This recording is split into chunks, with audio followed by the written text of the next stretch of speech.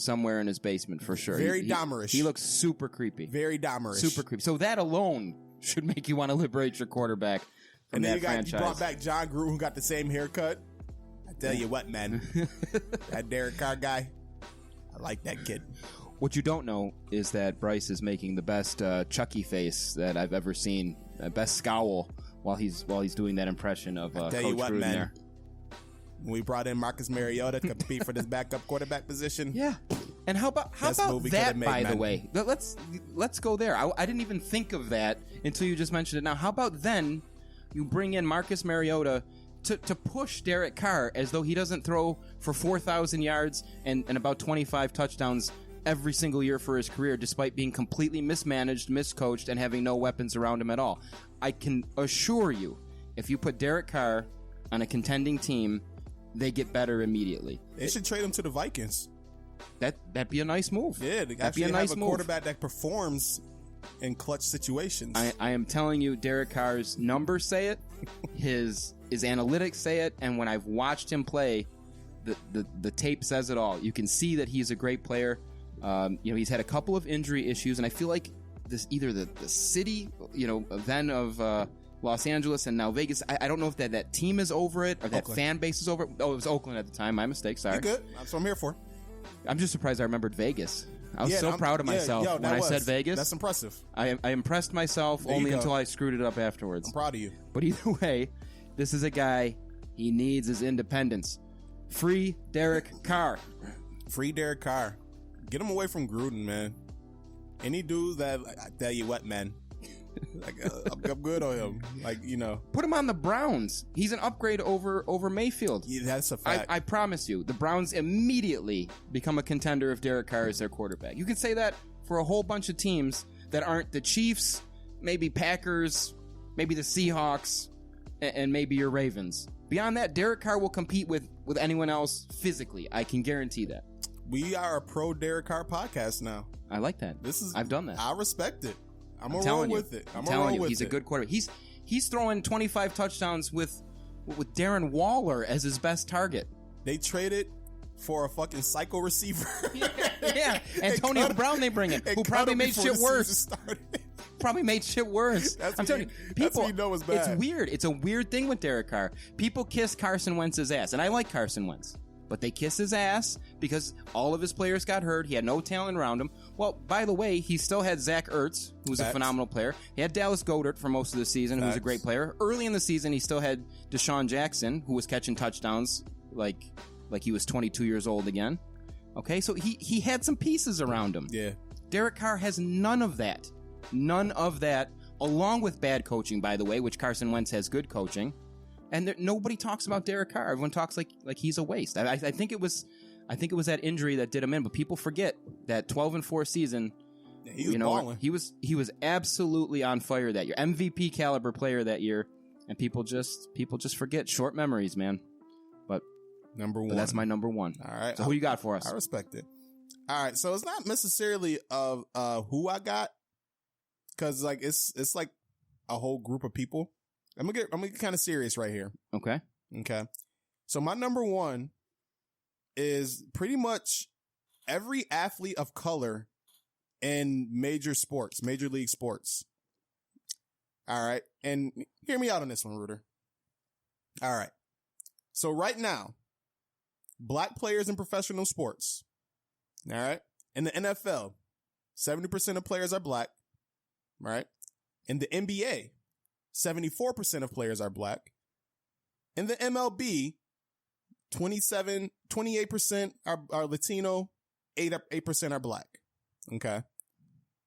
Now, where I'm going with this, how many owners of color are there in these professional leagues?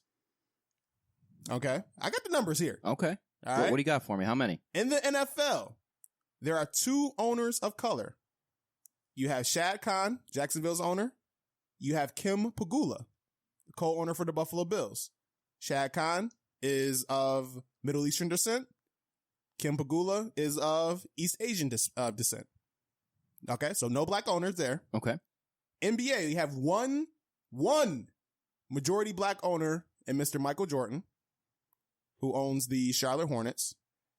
In the MLB, 0 majority black owners. And the one that comes closest is Derek Jeter, who owns 4% of Miami Marlins. Okay. And then in the NHL, again, 0 majority owners, 3 who have stakes in teams. All right. So they got a little bit of piece of the pie there for them. So I look at those numbers, and to me, it's kind of fucked up that majority of your leagues can be made of black athletes. But then when it comes to ownership, and then on top of that, you go look at general manager positions, head coaching positions, and the majority of those are not of what matches the players' percentage, or even like just a resemblance of it, like something. It's bad. It doesn't add up for me, and I don't like it. I don't like that at all. And I know these players are making good livings. They're going to be set for life. Majority of them, not majority of them, but a few of them.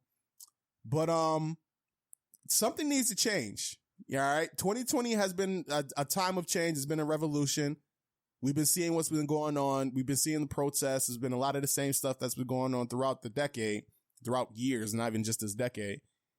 And I don't know. I think it's about change. I think it's about time, because there are successful black people that want stakes in these NFL and NBA and other franchises, and it doesn't seem like they are allowed to get in.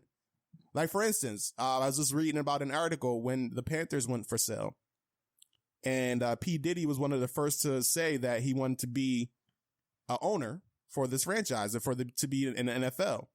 And he got endorsed by Robert Kraft, one of the premier owners in the NFL, one that owns the New England Patriots, probably the greatest franchise of the last 20 years. And it goes to another white man. So they just keep the fraternity going. They keep the fraternity a close-knit group of just old white dudes. And it's fucked up, man. I don't like it. I really don't like it. So that's my number one.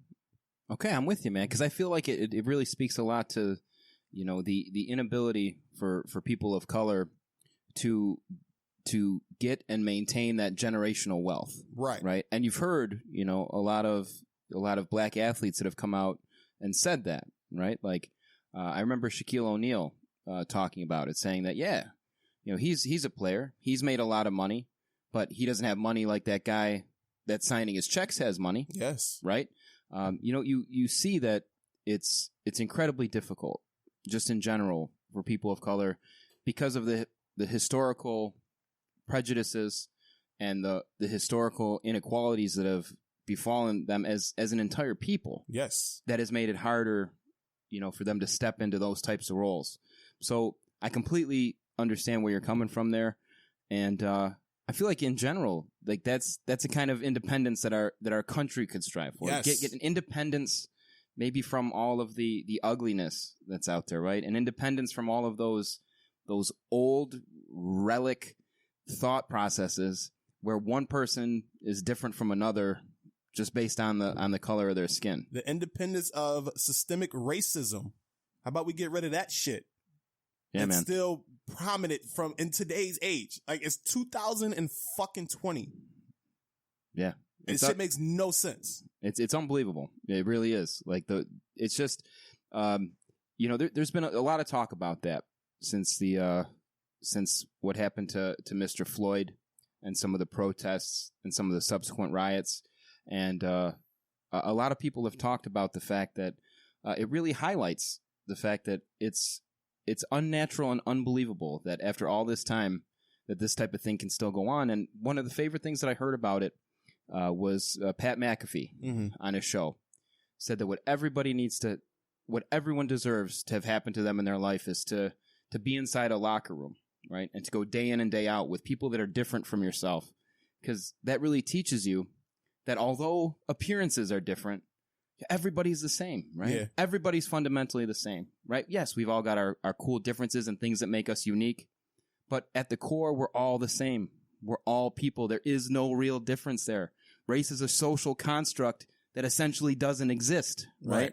And we're still, you know, holding each other to different standards based on something as stupid as the amount of melanin in your skin. It's ugly and it's terrible, man. So I'm with you on this one. My man. Appreciate you. But yeah, that's my number one. So I had to go into like a little too much of a serious note there. We was having a lot of fun there, but you know, I had to get that off my chest. That's all right, man. That's what we're here for. Yes, sir. We can have the fun. We can talk seriously. Well, it's all good. It's all good. All right, but that's the list there, man. And I think that was dope. That was a good idea. Yeah, I liked it, man. I'm glad you came up with that. It came out well. I like talking about these players that either haven't quite achieved what they could, right? Or even though they've been great on their own, they haven't achieved that team success. So they could use that little change of scenery. But yes.